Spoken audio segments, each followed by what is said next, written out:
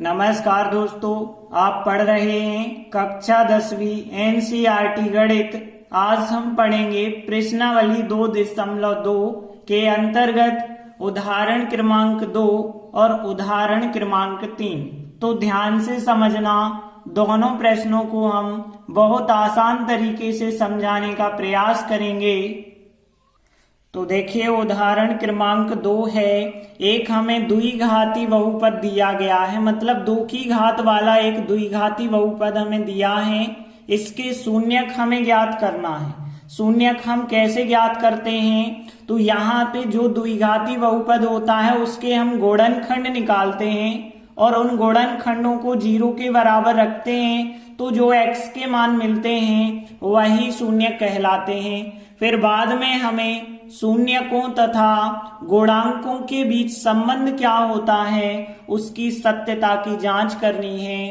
तो पहले हम आपको बता रहे हैं कि शून्यक कैसे निकाले जाते हैं, फिर उसके बाद बताएंगे जांच कैसे की जाती है। तो देखिए, यहाँ जो द्विघाती बहुपद दिया गया है, सबसे पहले हमने वह लिखा। अब देखिए, इसके हमें गुणनखंड तोड़ने पड़ेंगे। तो कैसे तोड़ेंगे, ध्यान रखना, जब भी 1 2 3 पद दिए जाएं तो हम बीच के पद को 2 भागों में तोड़ेंगे। और 2 भाग क्या क्या होंगे ध्यान देना। तो आपको क्या करना है, लास्ट में जो संख्या होगी उसका गुणा शुरुआत में जो पद होगा उसके गुणांक से करना। यहाँ कुछ नहीं है तो 1 माना जाएगा। 1 का गुणा 10 से करेंगे, 10 आएगा। अब देखिए, 10 के गुणनखंड क्या क्या हो सकते हैं, या तो 10 एकम 10 हो सकता है, या तो 2 पंचे 10 हो सकता है। तो यहाँ पे हमें बीच में चाहिए 7, तो 2 और 5 7 मिल सकते हैं। अब धन के साथ चाहिए तो दोनों संख्याएं धन धन की आप कर सकते हैं। तो देखिए, यहाँ पे हमने क्या किया, x वर्ग, इस 7x की जगह पे अब हम 2 और 5 में जब गुणनखंड तोड़ेंगे तो 7x की जगह है 2x और 5x लेंगे और प्लस हमने 10 का 10 ही लिखा। बस जो बीच का पद होता है उसकी जगह पे 2 पद आपको बना देने हैं जिनमें आप गुणनखंड तोड़ रहे हैं। जैसे 2 और 5 में तोड़ रहे तो 2x और 5x, और धन के साथ चाहिए तो दोनों धन धन की संख्याएं हमने ली। इसके बाद आपको क्या करना है, कॉमन लेना है 2 पद में से, यहाँ के 2 पद और यहाँ के 2 पद, इनमें से कॉमन। x यहाँ है, x यहाँ है, तो x आएगा कॉमन। अब ध्यान देना, यहाँ x पे 2 की घात थी, मतलब 2 बार x था, लेकिन 1 बार x कॉमन निकल गया तो 1 बार बचा होगा प्लस। यहाँ 2x है लेकिन x कॉमन निकाल दें तो केवल बचा होगा 2। अब देखिए, जो पहले कोष्टक में बचता है वही यहाँ पे हमें दूसरे कोष्टक में बचाना पड़ता है। अब यहाँ 5x था लेकिन x अंदर बचा है, इसका मतलब है कि जो x अंदर बच गया तो x का गुणांक 5 कॉमन लिया गया होगा। और आगे ध्यान देना, अब x प्लस 2 आपके लिए 2 बार दिख रहा है, तो यहाँ पे x प्लस 2 को आप एक ही बार लिखेंगे और बाकी बचा x प्लस 5 दूसरी बार लिख देंगे। तो यहाँ पे इस प्रकार से 2 गुणनखंड आ गए, x प्लस 2 और x प्लस 5। अब देखिए, जो गुणनखंड आए हैं, अब हम इन गुणनखंड की सहायता से शून्यक ज्ञात करेंगे। और शून्यक ज्ञात करने के लिए हमें इसके बराबर 0 लेना पड़ेगा। तो शून्यक के लिए हम x प्लस 2 जो गुणनखंड है इसके बराबर 0 लेंगे, और फिर जो है इसके बराबर भी हमें 0 लेना पड़ेगा। तो हमने लिखा कि और x प्लस 5 के बराबर भी हमें 0 लेना पड़ेगा। तो देखिए, यहाँ पे x बराबर धन के 2 उस तरफ जाएंगे तो ऋण के 2 हो जाएंगे, और यहाँ पे x बराबर धन के 5 उस तरफ जाएंगे तो ऋण के 5 हो जाएंगे। तो यहाँ पे x बराबर -2 और x बराबर -5 जो x के मान आ रहे हैं यही कहलाते हैं शून्यक। तो इस प्रकार से द्विघाती जो बहुपद था उसके शून्यक एक -2 और एक -5 दोनों शून्यक आ गए। अब देखिए, हमें सत्यता की जांच कैसे करना है। तो सत्यता की जांच करने के लिए जो कहा गया है, शून्यकों तथा गुणांकों के बीच क्या संबंध होता है, उस संबंध की सत्यता की जांच हमें करनी है। तो शून्यकों तथा गुणांकों के बीच जो संबंध होता है वो क्या संबंध होता है, पहले आप वो संबंध ध्यान से समझ लें। तो देखिए यहाँ पे शून्यकों का योगफल बराबर होना चाहिए -x का गुणांक बटे x वर्ग का गुणांक, और शून्यकों का गुणनफल जो है वो बराबर होना चाहिए अचर पद बटे x वर्ग का गुणांक। मतलब हम शून्यकों का योगफल पहले ज्ञात करेंगे और शून्यकों का योगफल इस चीज के बराबर आना चाहिए, फिर हम शून्यकों का गुणनफल ज्ञात करेंगे, वो इस चीज के बराबर आना चाहिए। तो देखिए सबसे पहले हम शून्यकों का योग करेंगे, मतलब इन दोनों शून्यकों को जोड़ेंगे। तो देखिए एक शून्यक है -2 और एक शून्यक है -5, दोनों को हमें जोड़ना है तो दोनों के बीच प्लस लगा दीजिए। और आगे देखिए यहाँ पे -2 प्लस और माइनस का क्या होता है गुणनफल, माइनस होता है, -5 माइनस के 2 और माइनस के 5 हो जाएंगे -7। अब देखिए जो -7 आ रहा है इसके बटे में तो कुछ नहीं है, तो बटे में क्या माना जाएगा, 1 माना जाएगा। अब देखिए हमने यही कहा था ना कि शून्यकों का योगफल माइनस चिन्ह फिर x का गुणांक बटे x वर्ग का गुणांक के बराबर आना चाहिए। तो यहाँ पे आप देख सकते हैं ये रहा माइनस का चिन्ह, और 7 जो है 7 क्या है, x का गुणांक है। तो यहाँ पे आप लिख सकते हैं कि ये रहा आपका x का गुणांक। और यदि हम नीचे देखें तो नीचे जो 1 हमने लिखा है, क्योंकि बटे कुछ नहीं होता तो 1 माना जाता है, तो x वर्ग का गुणांक मतलब x वर्ग के आगे कुछ नहीं लिखा, 1 माना जाएगा। मतलब x वर्ग का गुणांक कितना होगा, 1 होगा। तो यहाँ पे देखिए लिख सकते हैं आप x वर्ग का गुणांक।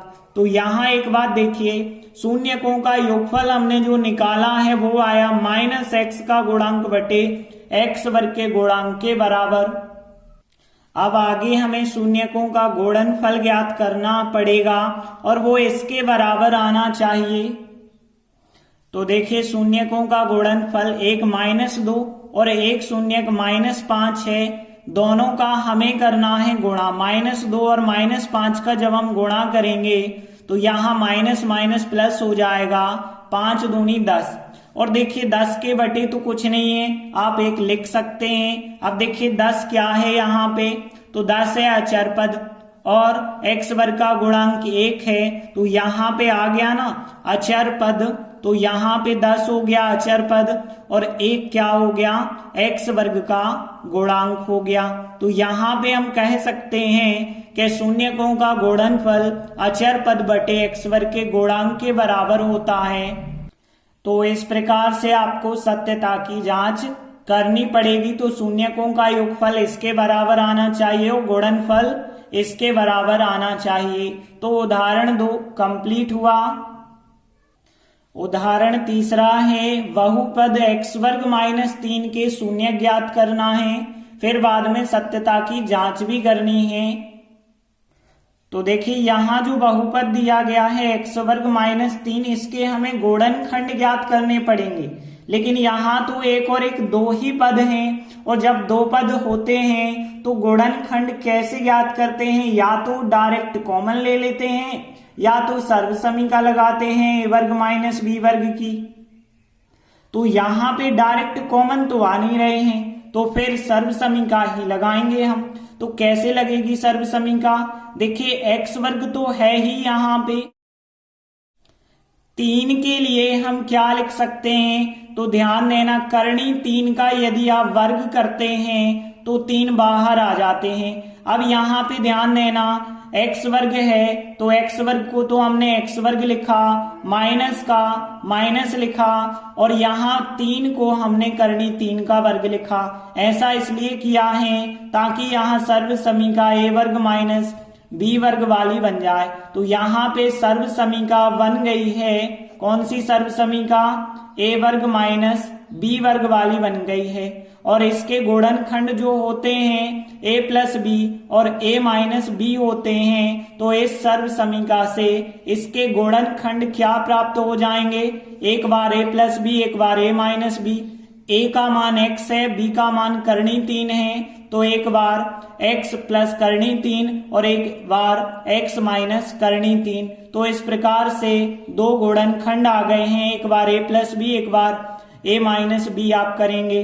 अब देखिए शून्य ज्ञात करना है, तो शून्य ज्ञात करने के लिए इन गुणनखंडों को शून्य के बराबर लेना पड़ेगा।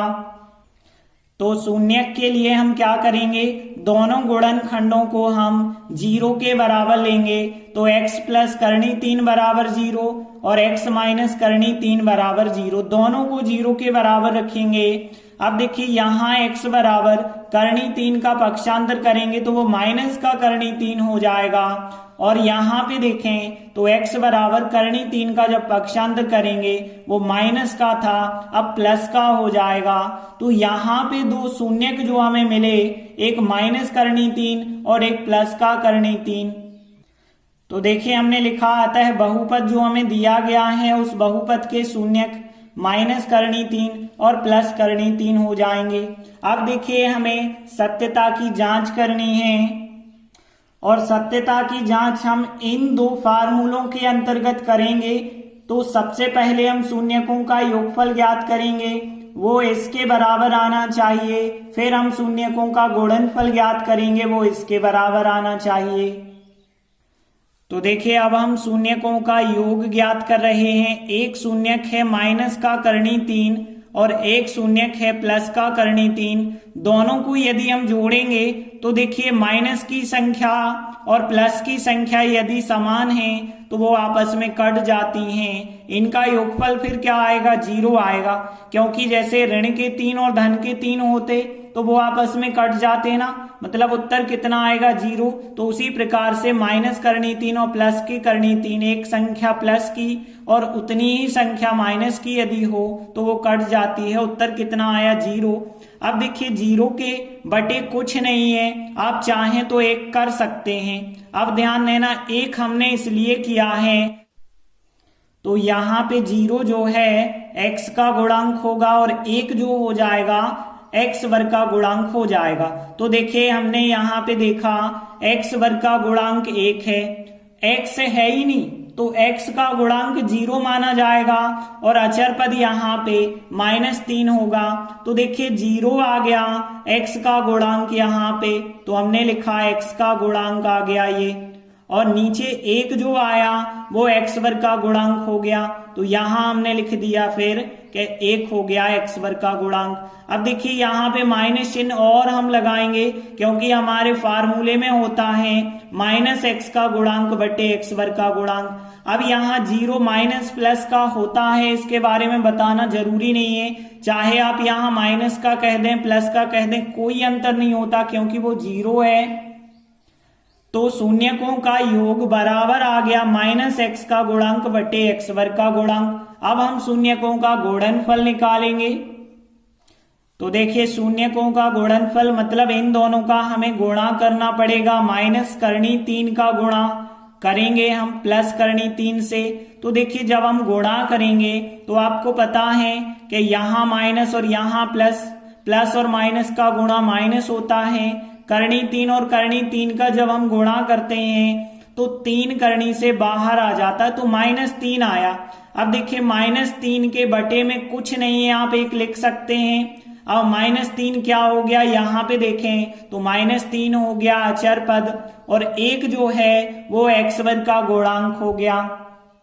तो हमने लिख दिया कि -3 हो गया अचर पद और 1 हो गया x वर्ग का गुणांक। तो इस प्रकार से शून्यकों का योगफल इसके बराबर होना चाहिए तो हो गया, और शून्यकों का गुणनफल इसके बराबर होना चाहिए था तो वो भी हो गया। तो इस प्रकार से सत्यता की जांच हो गई। तो देखिए आज हमने उदाहरण 2 और उदाहरण 3 दो ऐसे सवाल किए जो आने वाली जो प्रश्नावली 2.2 का प्रश्न 1 है उसमें 6 सवाल मिलेंगे, बिल्कुल इसी आधार पे रहेंगे। तो ये सवाल आपसे यदि बनने लगे तो प्रश्नावली के सवाल आपको बहुत आसान लगेंगे। तो आप ध्यान से सवालों को समझते चलें ताकि आने वाले सवालों में कोई समस्या ना जाए। फिर भी कोई समस्या है तो आप हमें कमेंट करके बताएं। धन्यवाद।